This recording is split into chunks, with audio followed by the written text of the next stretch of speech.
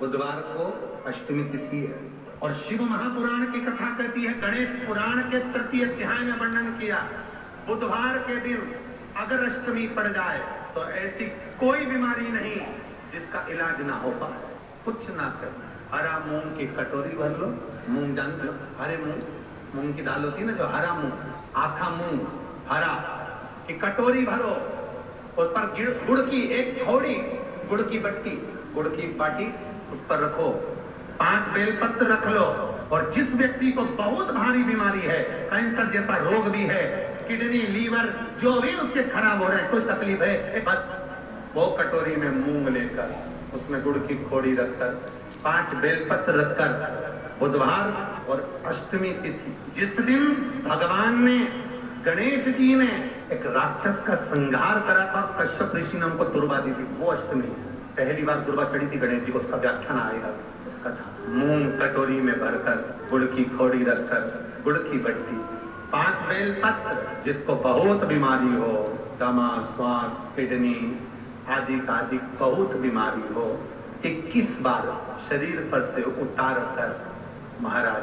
सीधे हाथ में रखकर नाम गोत्र खुद का बोलकर और भगवान श्री गणेश जी से विनती कर कर अष्टमी तिथि के दिन, बुधवार के दिन जो भी आ रही है, बहुत समय के बाद पड़ रही है,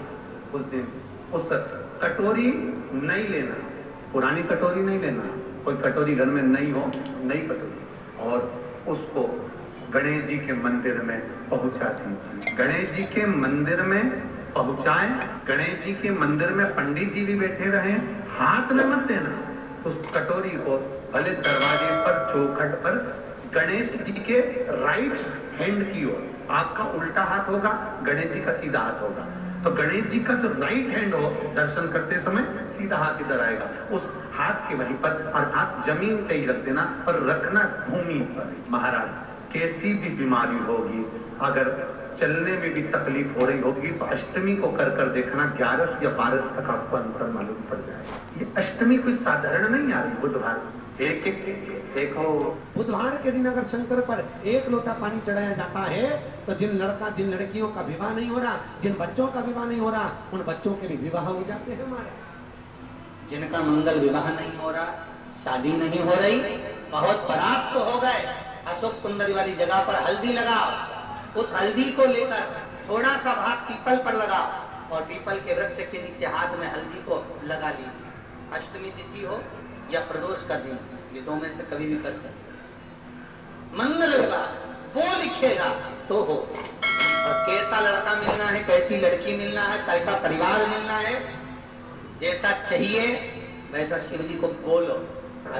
मेरा निवेदन रहे महाराज, जिन बच्चों के नयन कमजोर हों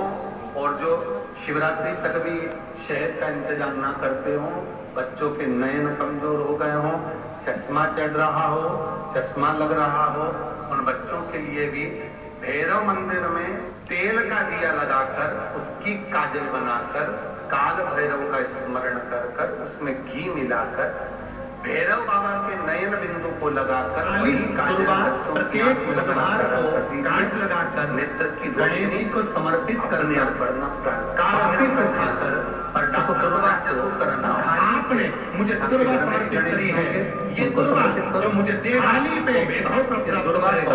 जो दुर्वा मुझे समर्पित करेगा, उसके जीवन में रोग दूर हटेगा। शंकर भगवान की बुधवार 5 बुधवार करना, गणेश जी को चढ़ाना, सफेद दुर्वा को गणेश जी को समर्पित कर कर चबा चबा कर खाना। उदर की प्रॉब्लम, जो भी मसा आदि की प्रॉब्लम होती है, उदर से जुड़ी हुई होती है, जिस चीज से जुड़ी होगी, पेट की जितनी प्रॉब्लम होगी, आपको जितनी भी प्रॉब्लम होगी, वो सारी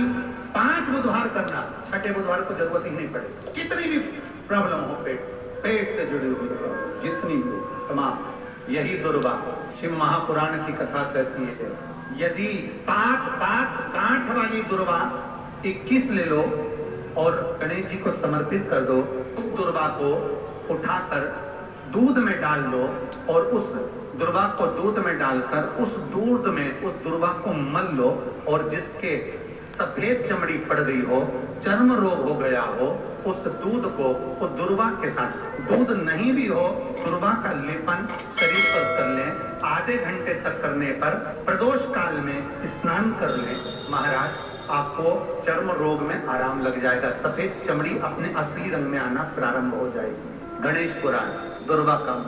21 दुर्वा के 108 बंडल बना लो। अगर एग्जाम में बैठ रहे हो, सरकारी परीक्षा में बैठ रहे हो, पास नहीं हो रहे, नौकरी नहीं लग रही, बहुत जगह इंटरव्यू दे दिया, 21 दुर्वा के 108 बंडल बनाओ, उसकी माला बनाओ और देवी के मंदिर में, माता जगदम्बा के मंदिर में, अर्थात जहां शंकर पार्वती पूर्ण परिवार विराजमान हो, ऐसे देवी के मंदिर में गणेश जी के गले में वो माला अर्पण करिए है, अपना नाम बोलकर और जिस एग्जाम में बैठ रहे हैं उसका भाव वर्णन कर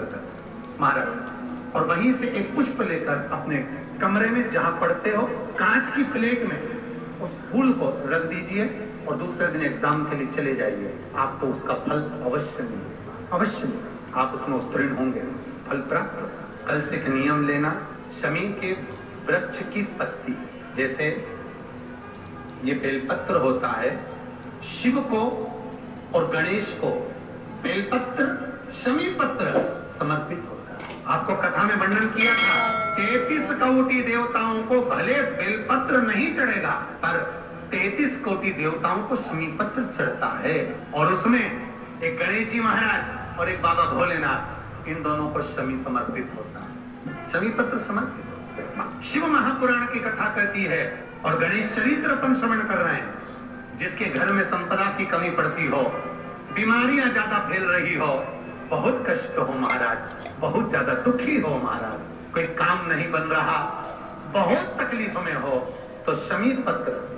शमी की पत्ती, जहां गणेश जी का स्थान है वहां पर 5 शमी पत्र 5 समर्पित करें और शंकर जी के ऊपर 3 शमी पत्र समर्पित करें। बहुत ध्यान देना, 5 शमी पत्र